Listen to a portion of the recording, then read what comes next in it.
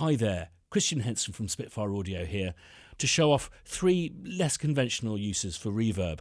Some of these techniques I'm sure will be very familiar to loads of you, but for people who live in a post-tape age, the idea of taking a reverb, recording it and flipping the reels over and reversing it may have eluded you. So the first up is, I would consider, a classic. What I've done is I've just got Hans Zimmer's piano, any old microphone technique, and I've found any old reverb. Sorry, Logic, Space Designer, it's wonderful reverb.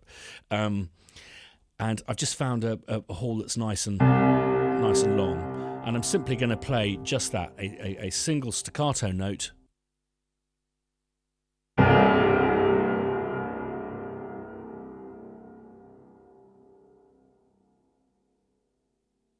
And then what I'm going to do is first I'm going to bounce it and make sure that I add to project.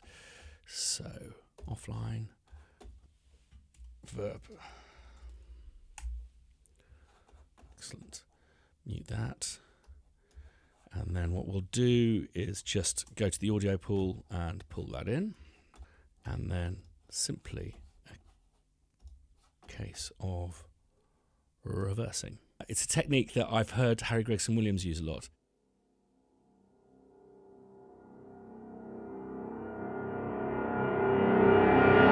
Awesome. I think a very common thing that people tend to add to this is a bit of flanger and make it a nice big one.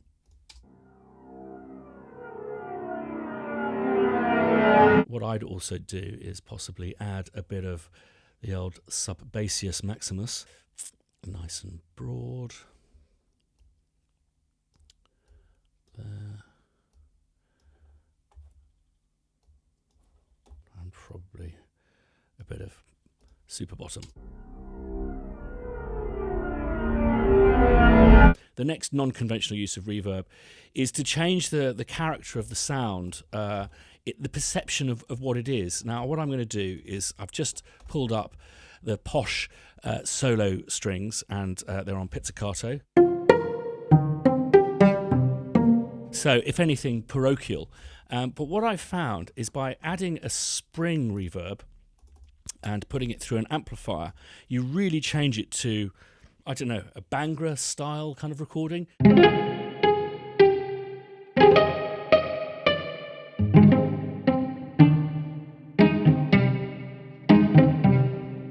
So that's a spring reverb. And then if I return back to HZP, and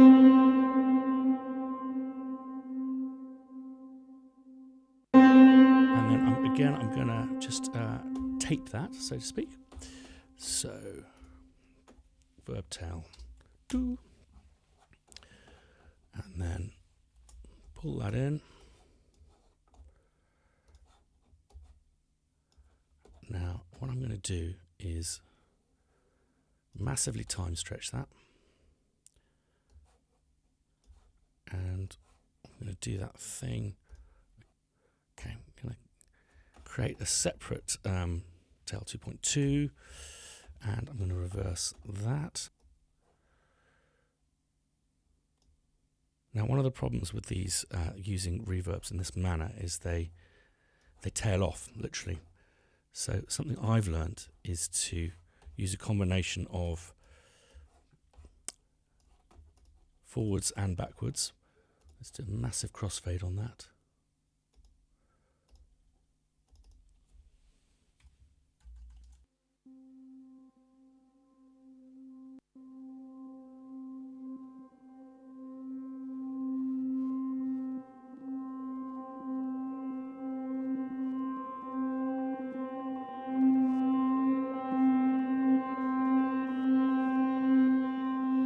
Awesome.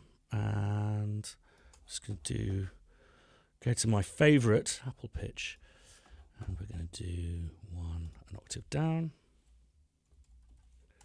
make it nice and smooth. Oh, these knobs are really awkward to use. Okay.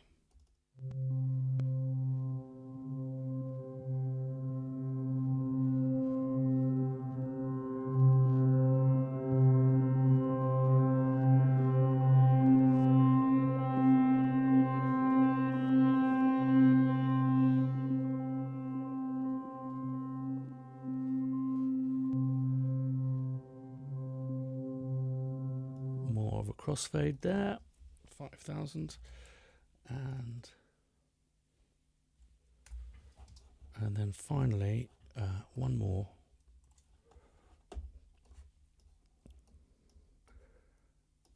I'll have this going massively high up.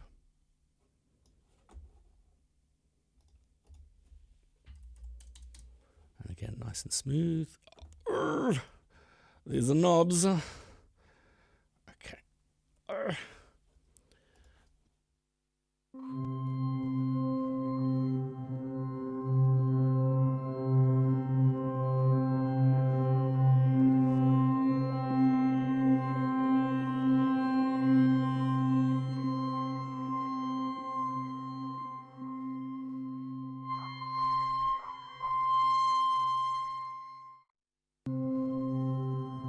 Spin it around a bit.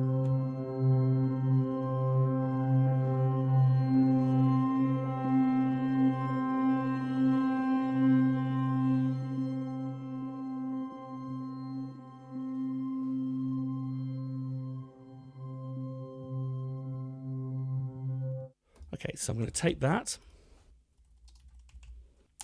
just stick it on the desktop for now, and then it's time for my trusty EXS24. Oh, there she is. Okay, new instrument. Okay, so we've pulled that in there, made the key center C3. We've got a massive loop there. And I've set up a long attack and a really long decay, and so we should have a nice glitchy homemade pad in seconds.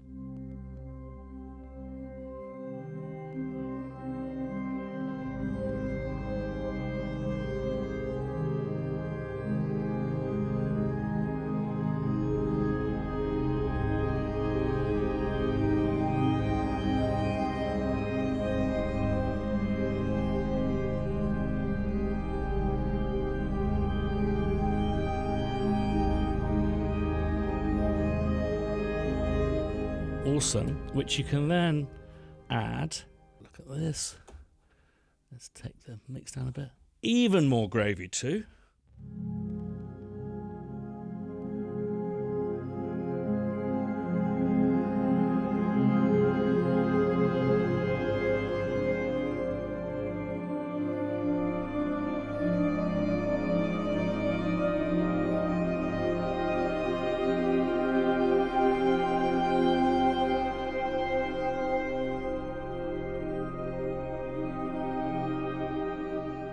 Great. Well, thanks for listening again, and enjoy your gravy.